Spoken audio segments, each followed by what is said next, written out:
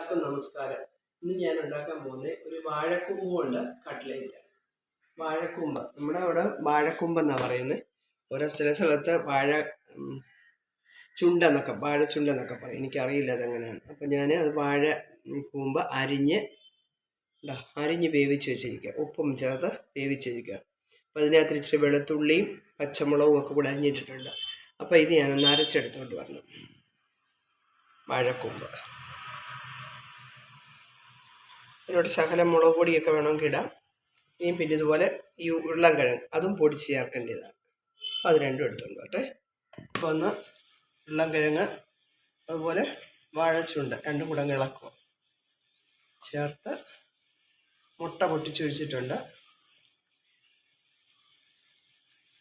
ഇതുപോലെ ഇളക്കണം. ശകലം മല്ലിയില എടുത്തുണ്ട് കേട്ടോ.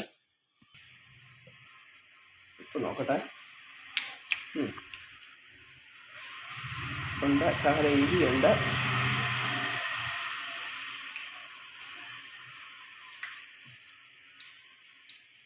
ഇത് നമുക്ക് ഏത് ഷേപ്പിൽ വേണേലും ഉണ്ടാക്കാം. എണ്ണ തിളയ്ക്കുന്നുണ്ട്, ഇട്ടുവാണേ. ചെറുതായിട്ടൊന്ന് ഉരുട്ടി നമ്മൾ സാധാ കട്ട്ലേറ്റ് ഉണ്ടാക്കുന്ന പോലെ തന്നെ മുട്ടയ്ക്കകത്ത് മുക്കിയിട്ട് ബ്രെഡ് പൊടിക്കകത്ത്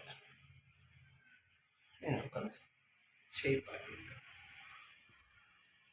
ഏത് ഷേപ്പ് വേണേലും നമുക്ക്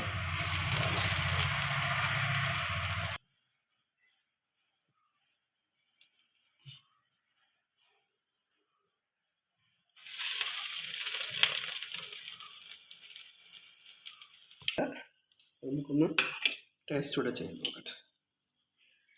എന്നാലും ഇത് കിടക്കുന്നില്ല.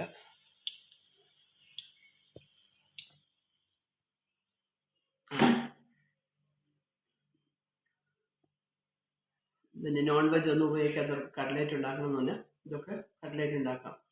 കൂമ്പല്ലേ, വാഴച്ചുണ്ട്, അതെടുത്ത് കട്ട്ലേറ്റ് ഉണ്ടാക്കിയതാണ്. അപ്പം കട്ട്ലേറ്റ് റെഡി. എല്ലാവരും ചെയ്ത് നോക്കണം. ഒരു ലൈക്ക് തരണം. ഓക്കേ.